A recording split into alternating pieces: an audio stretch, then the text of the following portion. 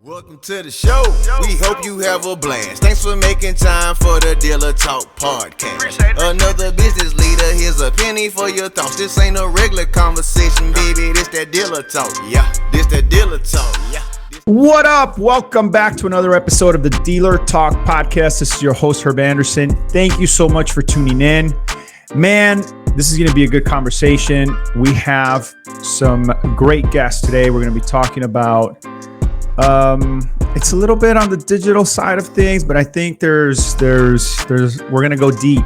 So if you're looking for ways to improve your overall performance, especially when it comes to the digital side of things, you guys are going to be in for a pretty good ride. So we have Jared and Regan from sMedia. Fellas, what's up? How are you? Hey, good. Thanks for having us on. Right on. Yeah, so this is having us, Steve.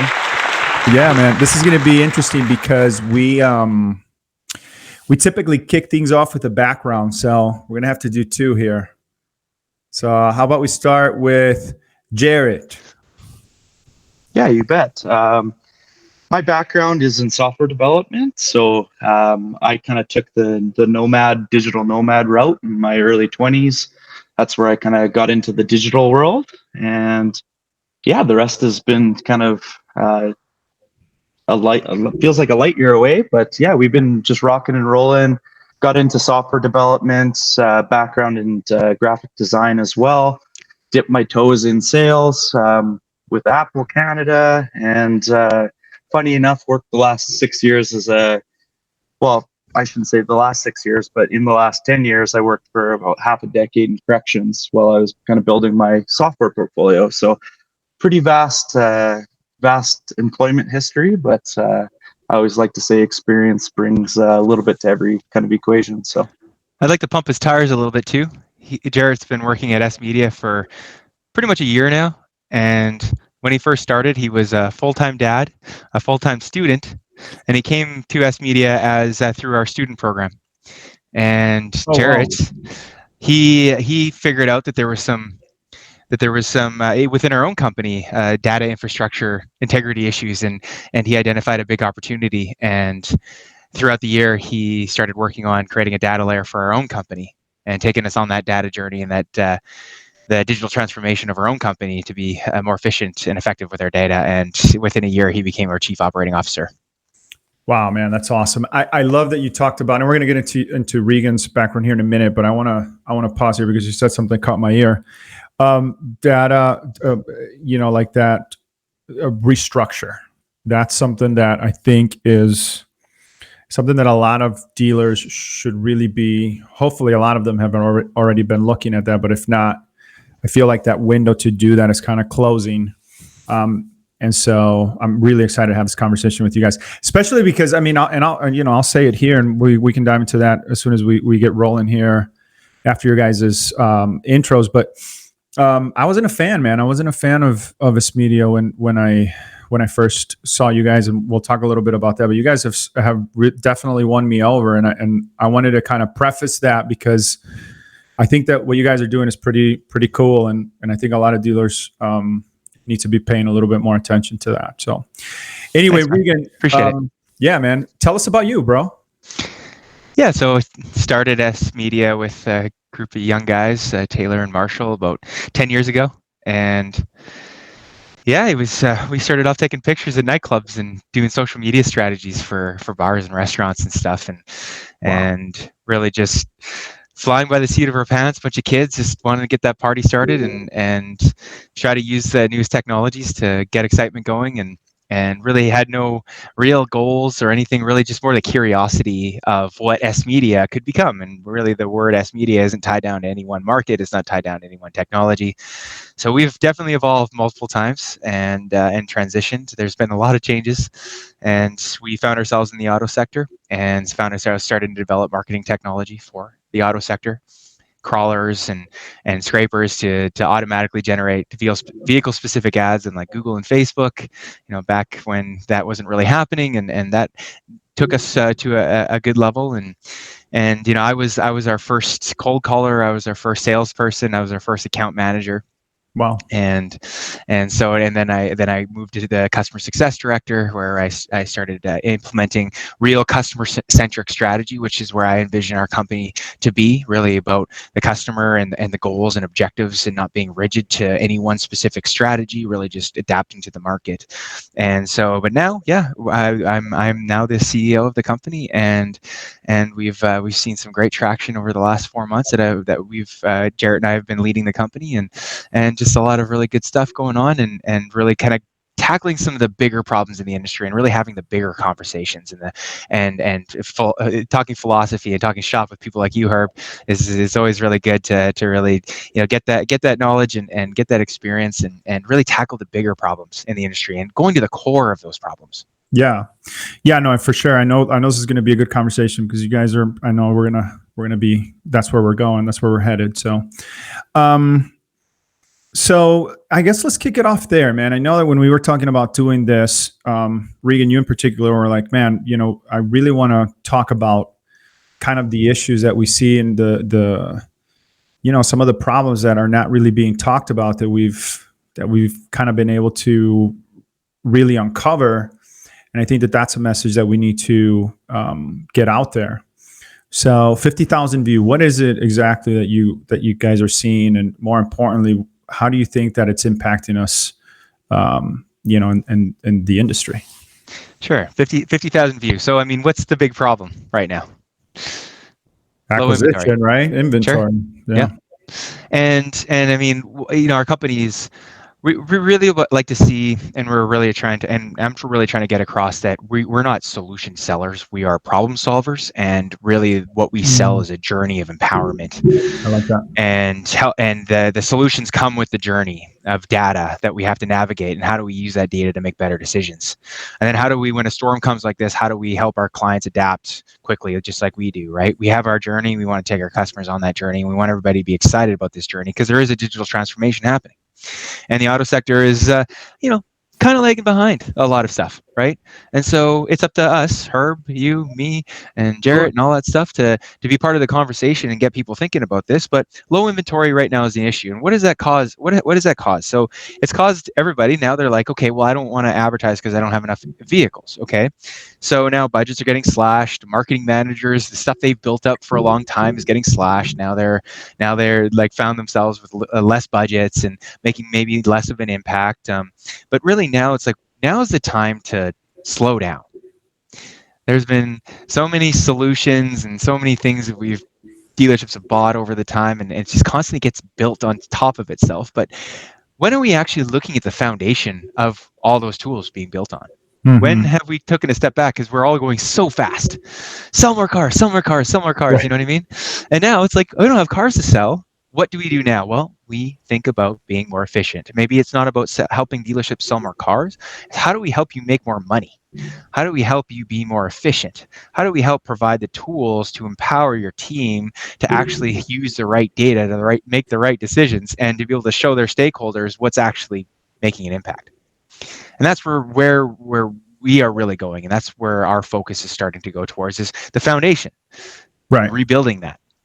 Yeah, I'm excited to get more into it here as we go along, but let's kind of build our way there, because I want to make sure that we cover a couple things. Mm-hmm. Number one is, and I think it was Jared that mentioned this when we talked last week, and he said something that I was like, oh, dude, this is right up my alley. He said, with the data, we have to tell a story, right? And that's what I tell my clients all the time, is like, first of all, I'm a big advocate, and I've been kind of preaching this here on the podcast for a minute, but I'm a big advocate that there needs to be a position within the dealership now that's a digital analyst, somebody that's analyzing data, and it's kind of filtering through the stuff that really makes a difference, and the stuff that,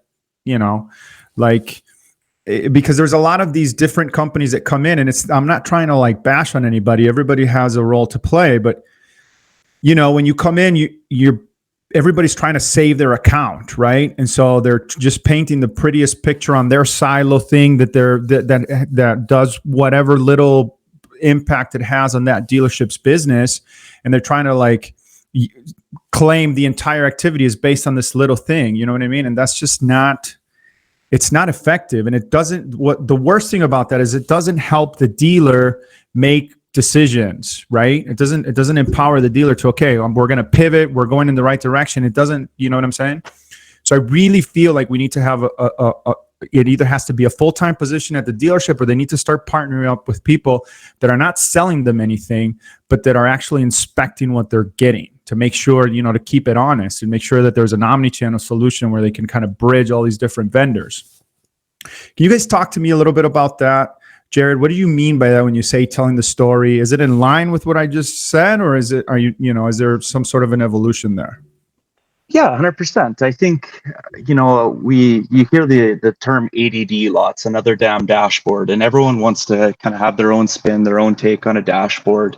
But what we're finding, it's always vendor specific. And I think what we're seeing in a transition in automotive is we want that vendor agnostic view where, a marketing manager can come in, have a full scale of ability to be able to analyze their metrics basically all on the same pedestal, no matter what vendor. And I think the big thing is we need to enable marketing managers. Let me interject there really quick. I'm sorry to cut you off, man, sure. But do you think that a marketing manager is that person? Because I don't know, man, like the marketing manager to me is the person that's creating the strategies and kind of putting this, but when it comes to evaluating the digital data, right? Is that really, I mean, do you think the expectation should be to have a marketing manager that does both, or should there actually be somebody that can just all look at the data and paint that picture? It needs to be someone who can be able to analyze, like you said, as some sort of data analyst background, but someone who can be able to tell the story. I think the biggest thing that the automotive industry is missing is we can put strategies in place, but we need those people that are able to, or people or tools that are able to basically take those data sets and be able to relay that story. Because what we're noticing is a marketing manager goes into the dashboard, has to present to a stakeholder. And what really happens is that it's that game of phone or telephone, right? As you're a kid, you say it, then you hear your bits and pieces. But we need to be able to provide them with either reports or tools that basically tell that story in a comprehensible way. And Regan, anything you want to add there? Well, and to add to that, so if the tool does its job, it's able to figure out what metrics are actually making an impact on sales, and really the person who's managing that is more of an influencer in the dealership. They're the ones that they can take that story. If our tool does or a tool does a good enough job, it's about the person who's able to influence and to be able to sell that story as well, and even participate in the conversation. People that are visionaries, people that also want to add to the platform, really empowering them to be able to do that.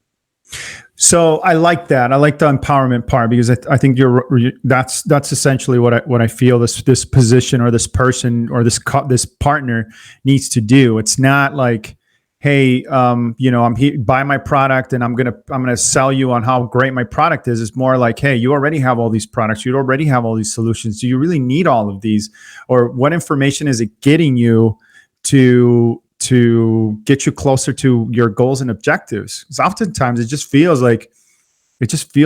messy, man. Like there's just so much stuff going on, and there's a lot of what's the word? Overlay potentially is the word that I'm looking for here, where you have like one company that does three things, and in those three things, one of the things is something that you're paying another company to do, and so they overlap, right? And it's like, oh, dude, like it's just like, who's looking at this stuff? So. Regan, what do you think? So you said something right now that I want to expand on. You talked about like, the behaviors, right? So what are the behaviors now? Do you think that the stuff that we talk about is becoming obsolete and outdated? Meaning, obviously I think that at this point, for the most part, decision makers at a dealership know that they need to have Google Analytics, right? That they should have some representation there. I think that for the most part, they know that, hey, they should have some goals set up in there. I think for the most part, they know that VDP views isn't the only thing that you need to be looking at. You need to be looking at some more in-depth behaviors like form submissions and things of that nature. Is there something beyond that you think that we're not looking at that we should, or do you feel like me that a lot of that, even though it seems like it would be common practice, a lot of the dealers just are not doing it? You know what I mean? They don't even, man, I have so many discovery meetings that I just go into their GA and the website isn't even tagged. It's not even connected. And I'm like, dude, like who's looking? Exactly. You know? Exactly. It's sure. I mean, we have all of these kind of conventional metrics that, to speak a GM's language, and this is something we learned as a company, because we have our stuff, we have our own metrics. It provides good traffic, and we're tracking the right stuff. It's just trying to convince not only a marketing manager, but that marketing manager try to get them to convince their GMs that this metric's important.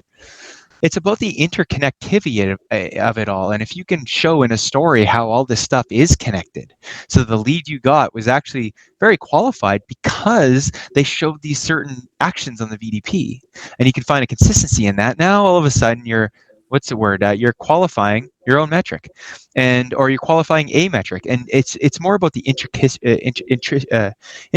of the customer journey and what they do, and giving better visibility on it, and not just giving better visibility, but also connecting your systems and your automation to then leverage that and to action on it, and really show the connection, so that when you sit down with a GM and be like, hey, by the way, all the leads that we got this month were from the engaged prospect leads, and all of a sudden now you're speaking their language. You have to connect it to what they already know, and that's what we're really finding as an industry, as a company, is that we can't just go in with our stuff. We have to find a way to tell a story and connect the dots.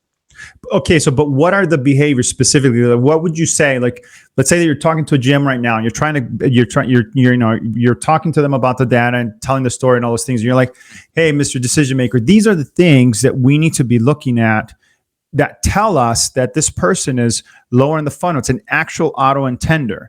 Because this whole premise of, hey, you got these many visits to your website and you have these many VDPs, just isn't cutting it. You know what I mean? That's just not enough to say that whoever's driving that activity to your business is helping you in any way, shape, or form. I think you just got to simplify it to cost per sale. And if you can show how their cost per sale is going down, and their sales are going up, right? It's just that's the most simplified language I've found that really connects. But how do we connect the cost per sale conversation without all these data sources connected? Right on. Jared, what about you? What do you think? Well, I think with the big push with regards to e-commerce and trying to kind of give the user or your clients the ability to, make some of those transactions online, I think it's really important for dealerships right now to putting those event tracking mechanisms in play to be able to build the funnels within those specifics. So, take your service schedulers, being able to see where people dropped off in a service scheduler and where you lost that business. I think that should be a really primary focus, especially, in the past when things are down in business, we think about how do we do things different in our dealership, but we got to think our business with everything with COVID happening, everyone's switching to this online presence, and we're starting to build these e-commerce tools that kind of give them the ability for a user to log in, potentially have a garage on your website. A lot of the traditional methods that have been taken from, your Amazons and adding to a cart, we need to take those e-commerce strategies and bring them into automotive and really look at the funnels that we're able to build on our websites with the different tools that we're adding. Jared, I love that you went there, bro, because that's exactly where I wanted to ask you guys. So here's what I'm thinking. And people tell me that I'm crazy, but I swear, man, that this is what I see for the future. People say I'm crazy all the time, too. Yeah. But so you guys know what JWT is, right? Or JSON Web Tokens? And for authorization. Okay, so I think that there should be a website right now, or a website provider that's based on a JSON Web Token setup. You know what I mean? No more storing information in the server through cookies. I mean, you could still use cookies with JWT, but I feel like having that information stored in that token, and having what you just talked about, creating a sign-in portal on your website that remembers that customer as they navigate in and out of your website, and it serves up that information relevant to that specific customer's searches. is the future. And I know that people say like, well, it's not Amazon, you're not going to, dude, but I just feel like you go to a website, how many times before you buy a car? Multiple times. You have these heart things where you save a car, but what happens with that information? Where does it go? Like, it should go, to your point, to a garage somewhere. And as you come back to the site, it serves up, it says, hey, welcome back to the site. And it serves up those cars that you favored, and it puts them at the top of the SRP page. And, if you're a repeat customer of that business, it knows where you are in your service cycle, and maybe it serves up some sort of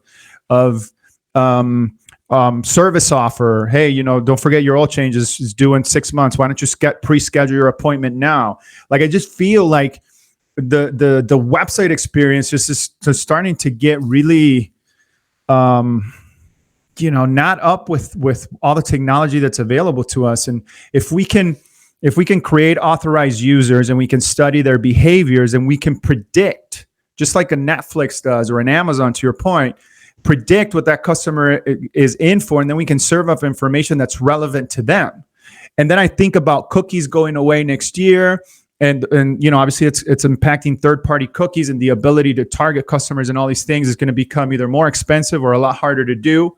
I know Google's building out Google Sandbox or whatever, and trust me, they're not going to let that business go. They're going to find ways to charge more money and become more, take a bigger pie of that, a bigger chunk of that pie.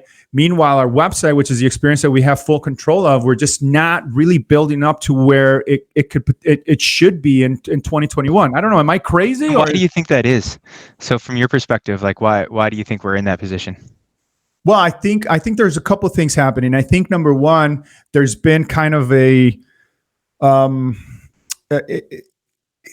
do I say it? A lack of, I don't want to say innovation because that doesn't sound good, but I feel that we haven't really been tagged into progress, right? We've changed as the industry has changed, and we just kind of were reactive to those changes instead of being proactive and thinking about, hey, innovating and doing things differently. And on the other end, I feel that there's been a lot of push. Like, look at what happened with digital retailing. Oh no, we're not there yet. I hear that all the time. No, that's 5-10 years out. And it's like, we'll get there. They see the vision, but they're like, no, that's not going to impact me right now. So I'm going to keep doing what I'm doing right now, because what I've done right now has made me a millionaire, right? So it's very hard to tell somebody, hey, this doesn't work. Making money when they've made a bunch of money, right? Yeah. So we've kind of lost that ground and that momentum. Yeah, their livelihoods aren't on the line. Right. Yeah, exactly. Yeah. And that's also what I really like about COVID. I think COVID has pushed progress, because now decision makers are more like, oh shit, like, yeah, I'll look at that. I'm willing to try that now. So I don't know. I mean, what do you guys think? Do you think that it's crazy to think that that's what we need to be looking at for a digital experience for car dealers? Well, I think it really starts with your data infrastructure, right?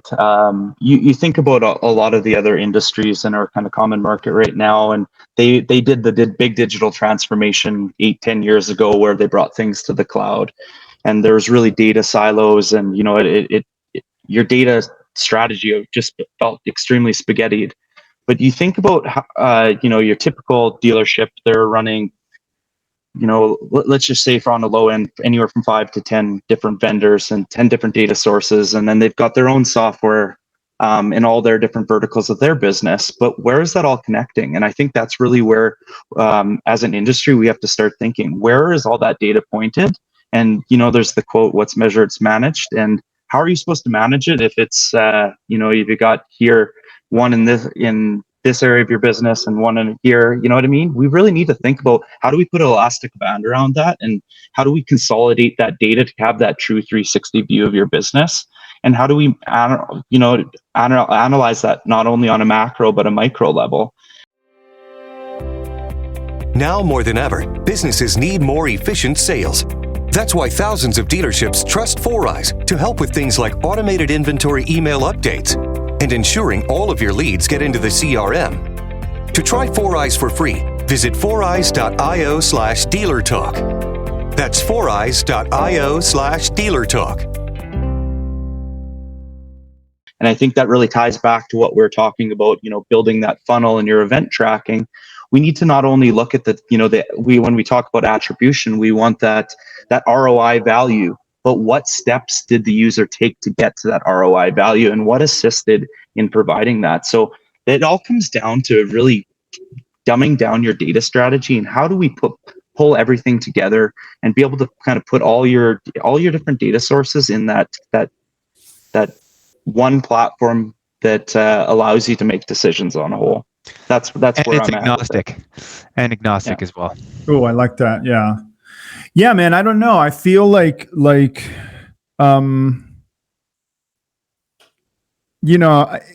So when we talk about digital transformation, can we define that? Like, what do you mean exactly by that? I just want to make sure that I have a pretty good idea of what you guys are talking about, but I want the listener to really understand what that is, because I feel like that's where a lot of the hang up is.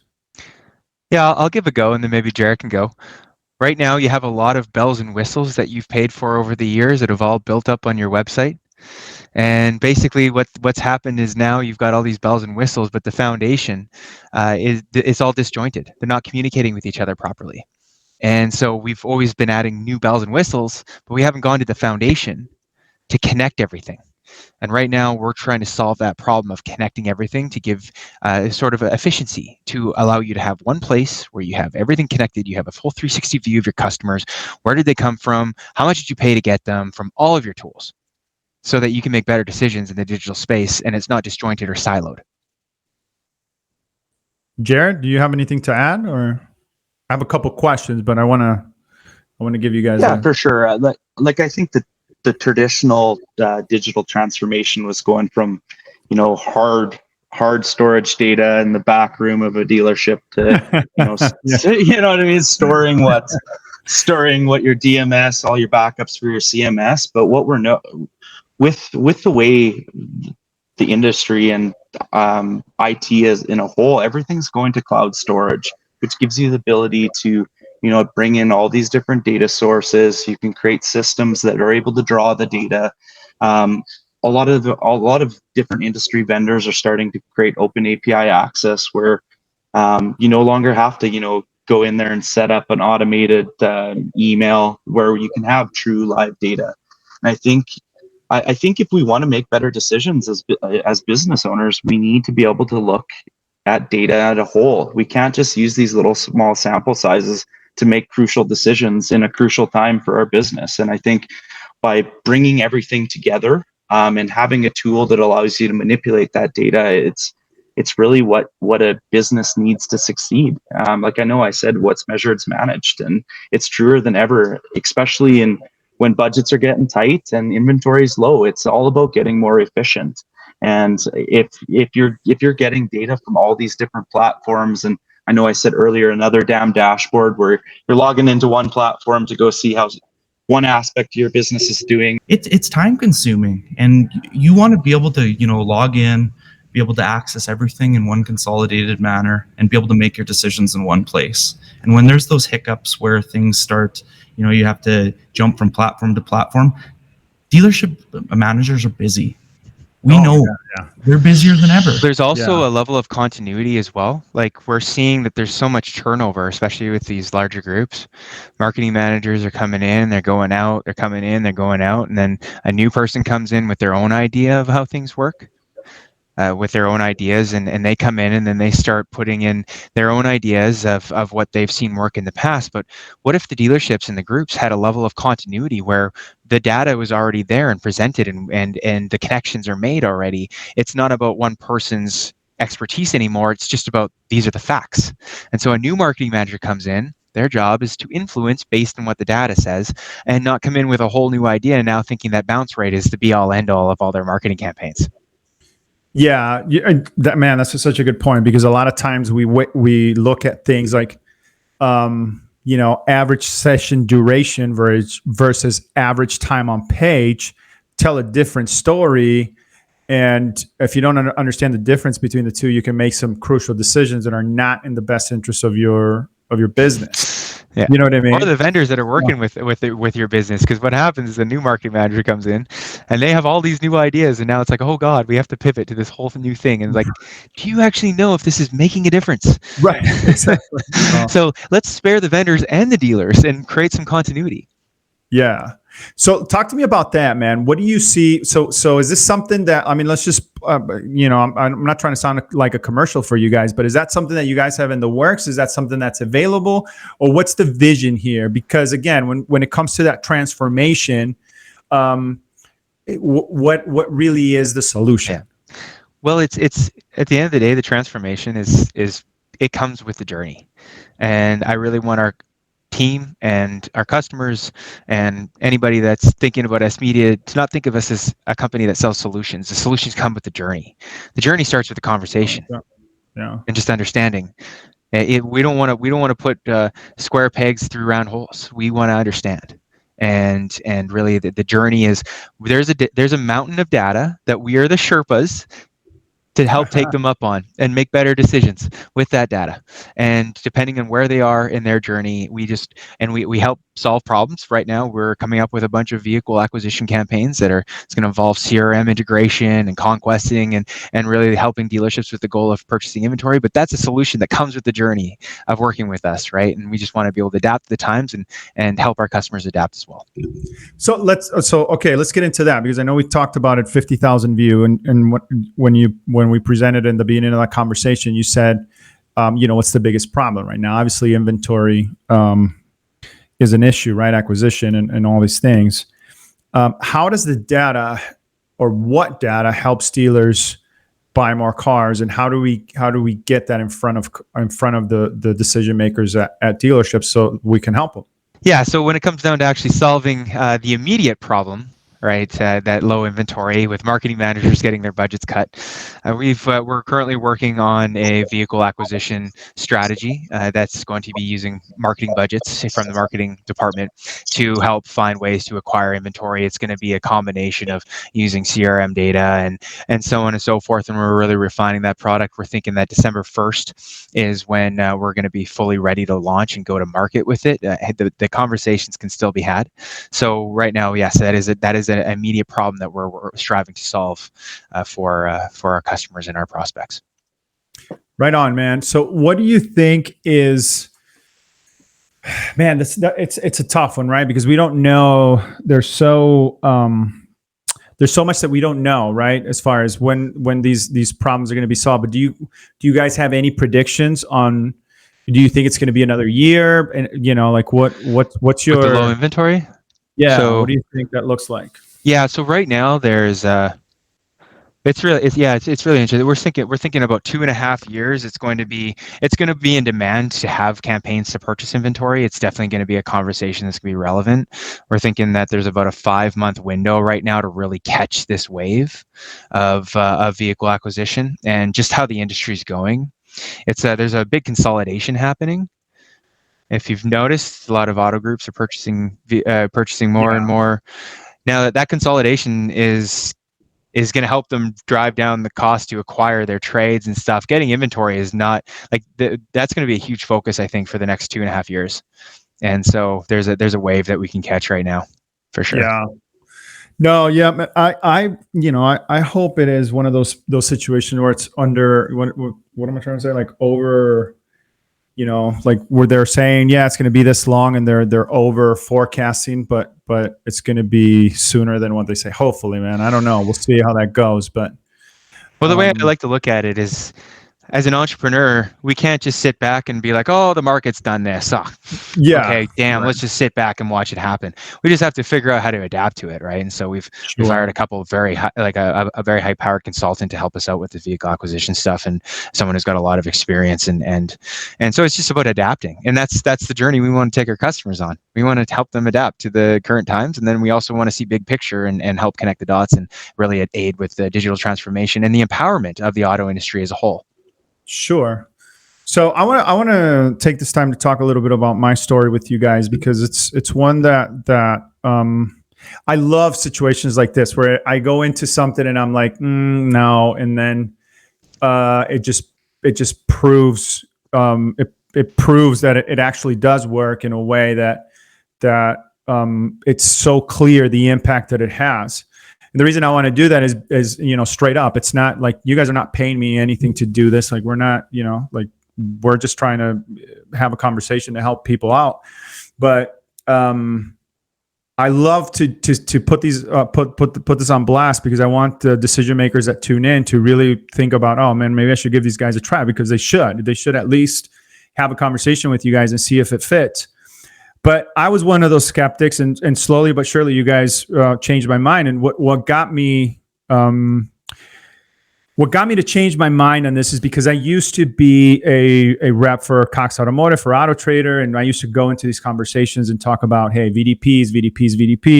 But when you look at that conversion from an Auto Trader or a Cars.com or a TrueCar to the actual dealer website, it's very minimal, the impact of carryover from those sites into the dealership's website. And I think that we need to take control back of our inventory. And I've said this multiple times. I've talked about that concept, and I think we're positioned in a way now more than ever to really capture that customer from social media, as a good example, from a Facebook, and drop that customer straight into our sandbox where we have the most opportunity to win.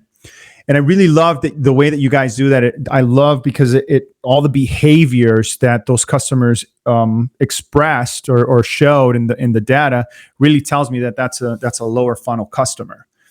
And I also love the connectivity that you guys had, where one of the things that frustrated me as a rep was that I wasn't able to give that information to the dealer and be like, hey man, here you go. Like, we got your car in front of that person, but here you go after them yourself. And you guys do that away with traditional. Like, you have a program that I particularly like, where it's sending like a direct mail piece with that car to that customer that has expressed multiple interests on that vehicle. And there's other things that you guys do on the website, and I'm not going to steal your thunder for those who call you for a demo, but I really like that kind of that cross between digital and traditional. I think that there's a place for both. And I think that the traditional has a digitization that it didn't have in the past, where we're just doing these mass spray and pray campaigns. Now you can actually use traditional to really talk to a customer that has expressed to you digitally that they're interested. So do you foresee this solution to have some sort of some of that element? Because I think it would be super successful if you could combine the two somehow. Yeah, so I mean, we're already kind of combining the two, like as you outlined, we're combining the two. But just imagine that all of these different tools, all these marketing technologies, were then being leveraged from a data layer where all these things are being tracked, the full 360 view of the customer, and it basically uses the right solution at the right time in the buying journey. And it's almost kind of like a drip campaign in a way, right? Send them the direct mail like 3 weeks after they engage, because this increases the chance of them coming in, because we track their sale down the road. And we know that we can actually cross-reference with that data to see if we actually sent them a postcard too, right? So it's just, our company kind of started backwards. We started tracking events and using that data to implement solutions to target people better, when really we should have started with the data layer first and then tracked all these events and then connected it all there. But you know what? Whatever. We started backwards. Here we are, and now we're addressing the bigger problem, and it's just connecting everything. And I think the one thing I want to add too is a lot of the lessons that we learned and the struggles that we had going throughout our own journey. The hiccups we've had were really hitting the reset button and realizing that we did maybe do a few things backwards, and we're realizing that all the technology that we had, like I know you were asking earlier about the vehicle acquisition campaigns, well, we also have opportunities to scrape a variety of different websites to look for those vehicle acquisition opportunities as well. So it's what we've really had to do is rethink about the core solutions that we built and how can we put it to the modern day solution. Sure. So you know what I mean? It's a lot of that repurposing, and Regan loves to joke on me, I'm the repurposing king, but it's not trying to reinvent the wheel all the time. It's how do we reuse and repurpose certain products? Reimagine, right? Yeah. How do you reimagine products that worked, X, Y, and Z, or potentially in the past, and leverage them for a different opportunity? And I think that's really what I'm proud of with our team at sMedia is we're always trying to reimagine. And we like to think of ourselves as problem solvers, and how can we just help people, good average, people in the industry, how can we help them just be a champion, be a rock star, and help them solve problems. Yeah. And the rest, yeah, exactly. The rest speaks for itself. Data's data, baby. Yeah, that's right. That's what I love about it, dude. It doesn't lie, right? Like it's, you know. Okay, so we're getting close to that time. There's a couple more questions that I wanted to run by you guys. One of them has to do with just, you know, what I was kind of alluding to earlier when I talked about pulling customers, you know, like taking control back of your inventory and using that inventory to connect it with people that are auto intenders that are in market, and serving up that specific piece of inventory so that they can come in on something that they actually want. Can you talk to us a little bit about that? I'm you know, and I'm not asking you to share your secret sauce or anything like that, but just how should dealers be really looking at their third-party participation at this stage at 2021 versus kind of really going after that themselves, and using all this technology that's available to them? And then obviously to tie this to data is how do we use the data to make sure that is working, right? Because I don't know, in some cases, maybe it does make sense to have that third party presence in some of these A markets or whatever. I just feel that what I've seen in the past has been more heavy on, hey, we have the control and we can really get that customer into our sandbox where there's no competition. And why would we not want to do that? So I guess short and sweet, like what is the general question? Just the you know, what is it like? What would you say to decision makers on how to get the customer from Google or social media and put them onto that card? Do you think that that's a much effective path than just having your inventory on these third-party sites and hoping that people? Oh yeah, I get what you're saying. Yeah, well, it really, once again, it comes down to the cost per sale, right? And when you know, speaking to GMs, they don't want to talk about journeys and they don't want to talk about 360 views and stuff like that. Like, it's just about how much are you spending and how much are you getting on the sales floor, right? So with marketplace listings, you know, I've found that it's quite high premium costs, right?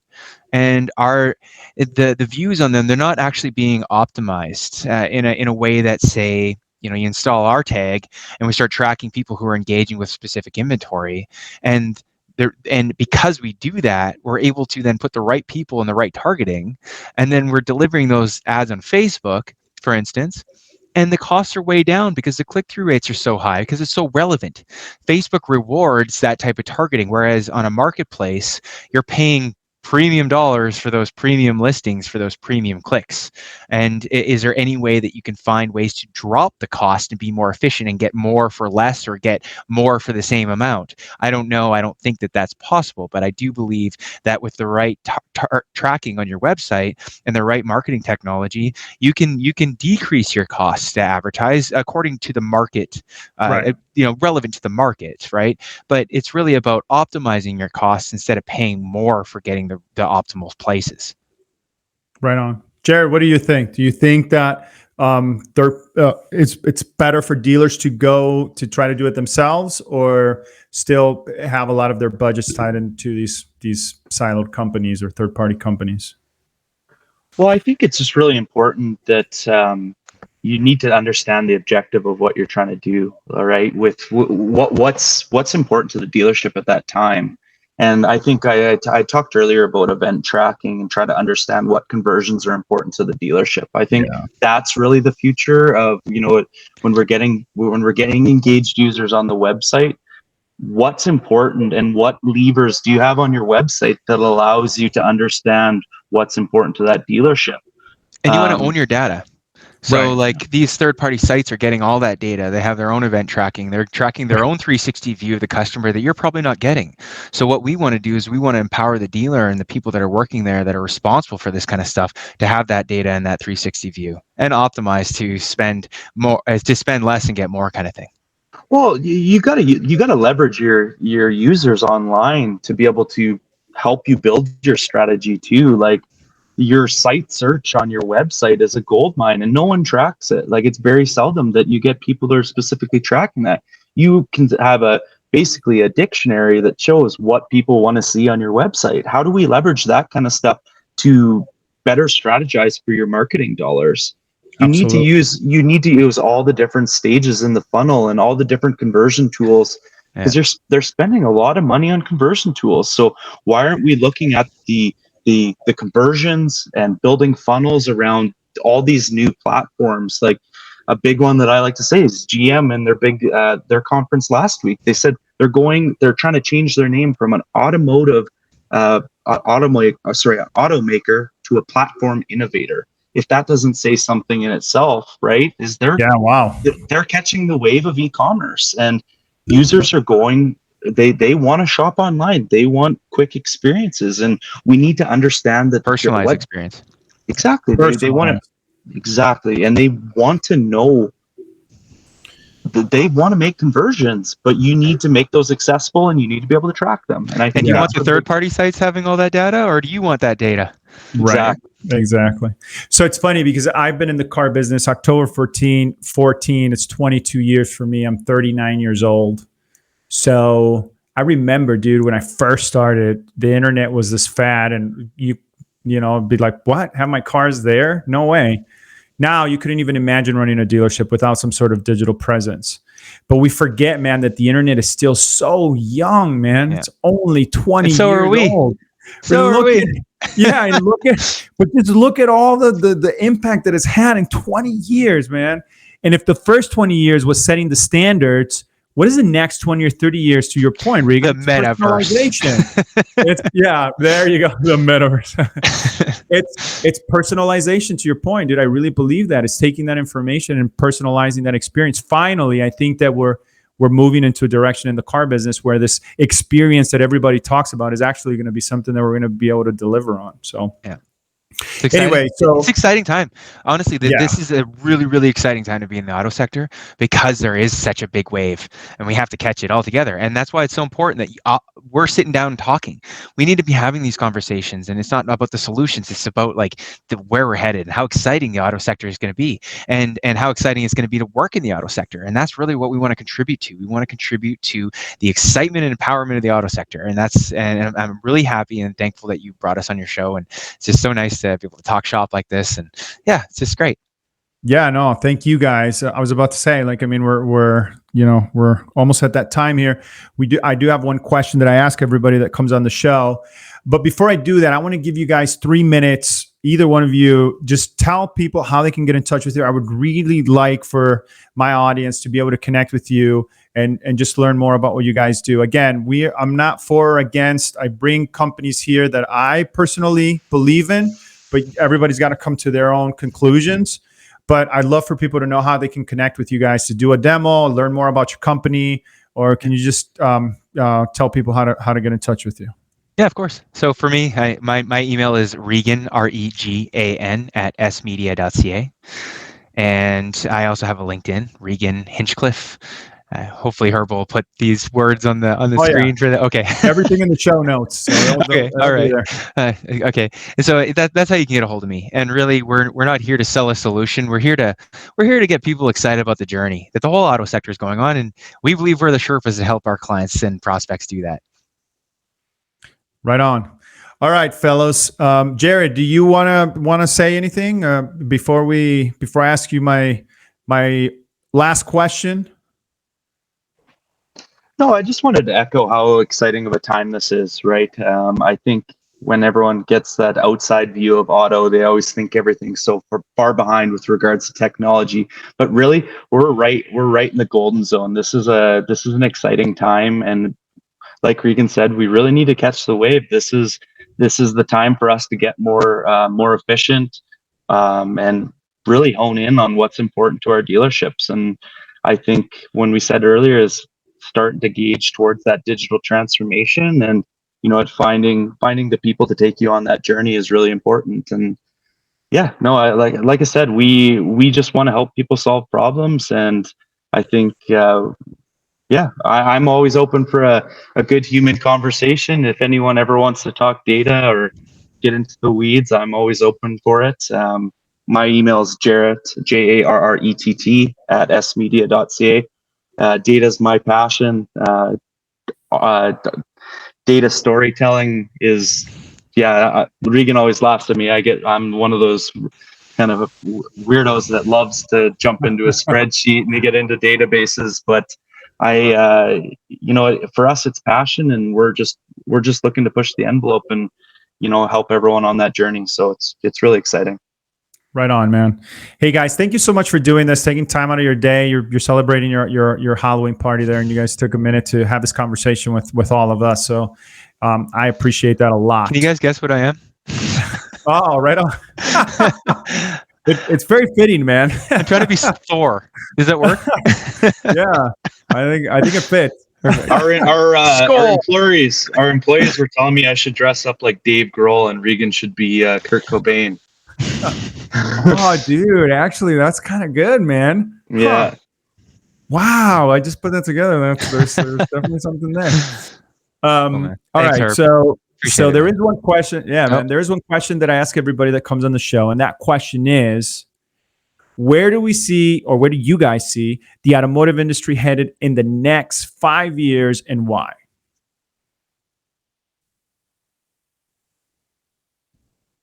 I think customer-centric data, understanding our customer and really being able to action on that. I always like to make the analogy in the showroom. You have someone who can go shake hands, read body language, and read demeanor, but what are you doing online? And I think that's really where we have to shift our focus is, our traditional methods of selling cars are evolving, and we need to really look at how we're making those transactions online. So people could be doing vehicle walkarounds in the metaverse in 5 years. Yeah, I mean, you could do that technically now if you really wanted to be a progressive salesperson, in my opinion, Yeah, but I think the adoption will be much more. But anyways, I mean, maybe a little more far-fetched, but yeah, it's all digital. And here's the thing, though, digital's starting to align with physical. Yes. And so that's why it's so important to get that 360 view of the people, so you can personalize their experience, because people will pay more for a personalized experience in anything. So. Yes, totally agree. Right on, fellas. Man, thank you so much for doing this, guys. I really, really appreciate it. Please go to the show notes. I'm going to put all the information so you can connect with the folks over at sMedia. Again, I'm not for or against anything here. I think that what they bring has a lot of value. So if that's worth anything, at least check them out. But come to your own conclusions. That's all the time that we have for today. And as usual, we'll talk later. We only host a well-respected. The vendor LexisNexis. We don't sell digital marketing. What you do? We inspect it with our DT vendor management solutions. We come in like the EPA to clear out the pollution. Take the trash out. Go keep your P&L clean. Your inventory lean. Now more than ever, businesses need more efficient sales. That's why thousands of dealerships trust Foureyes to help with things like automated inventory email updates and ensuring all of your leads get into the CRM.